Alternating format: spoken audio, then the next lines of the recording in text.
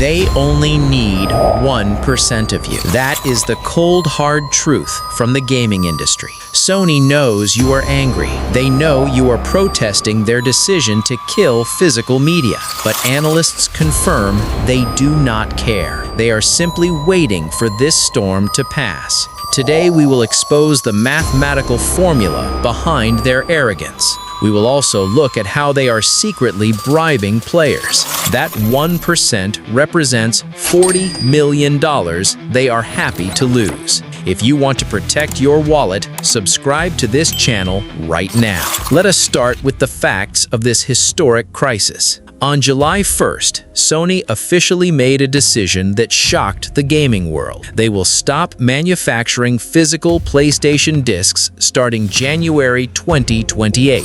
This means the era of physical media is ending. The response from the community was immediate and furious. Tens of thousands of players decided to take action. They organized a massive boycott of the PlayStation Plus subscription service. Online forums are filled with gamers sharing screenshots of their cancellations. They want to hit Sony where it hurts. They want to protect their right to own games. For years, physical discs have been our only shield. They allow us to buy used games. They allow us to trade with friends. They keep prices competitive through retail stores. Without discs, we are trapped in a single digital ecosystem. Gamer outrage has reached an all-time high. But behind closed doors, Sony executives are not sweating. They have ran the numbers. They know exactly how this protest will play out, and their conclusion should make every gamer furious.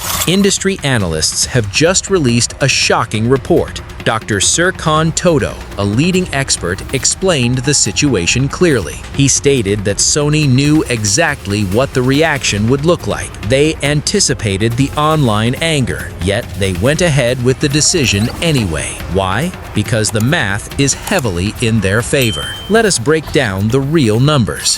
The PlayStation Plus service has roughly 50 million active subscribers worldwide. If 500,000 players cancel their subscriptions in protest, it seems massive. It looks like a devastating blow to Sony, but in reality, 500,000 players is exactly 1% of their user base. To a trillion-dollar corporation, 1% is just a rounding error. Losing 500,000 subscribers costs Sony about $40 million in annual revenue. That sounds like a fortune to a normal person, but to Sony, it is pocket change. They will make that money back in a heartbeat. How? Through the massive profit margins of a digital-only future. Right now, when you buy a physical game, retail stores take a cut. Shipping, packaging, and disc manufacturing also cost money. But on the PlayStation Store, Sony takes a 30% cut of everything. They control the pricing of every single digital game. There is no competition from Amazon or local shops.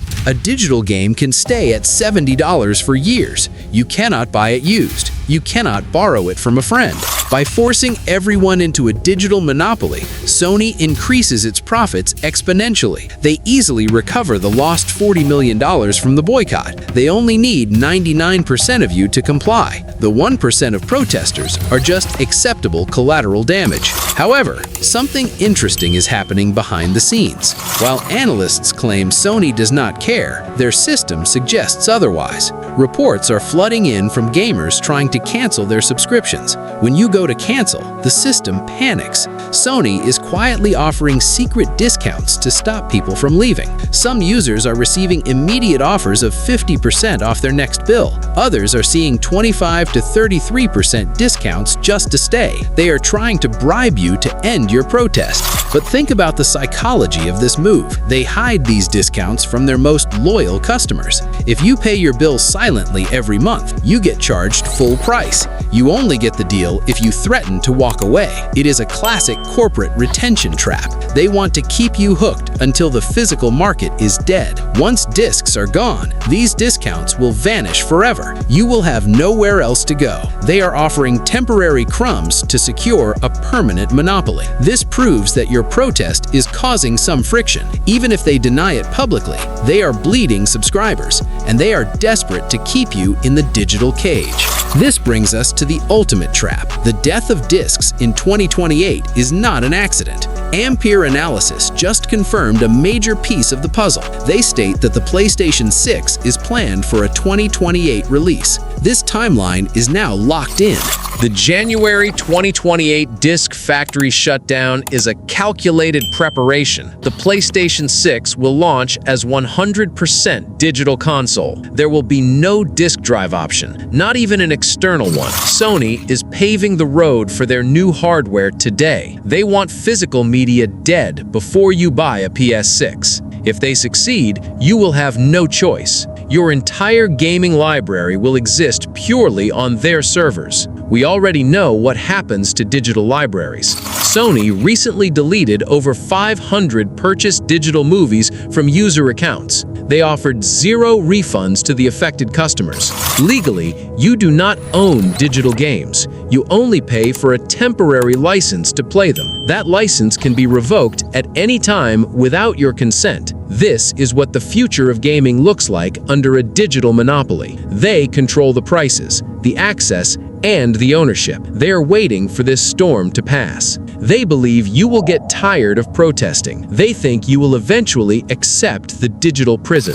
The financial consequences of this shift are massive. Over a console generation, an average gamer buys about 30 games. Buying them used or on discount saves you at least $1,000. Under a digital monopoly, that saving disappears. You will pay full price for everything. The true cost of a digital-only future is your consumer freedom. We are at a critical turning point. Corporate executives are betting that convenience will always beat ownership. They believe you will choose comfort over your rights. They are watching the numbers every single day. The question is whether gamers will stand their ground, or will they let the storm pass? How much is your digital freedom worth?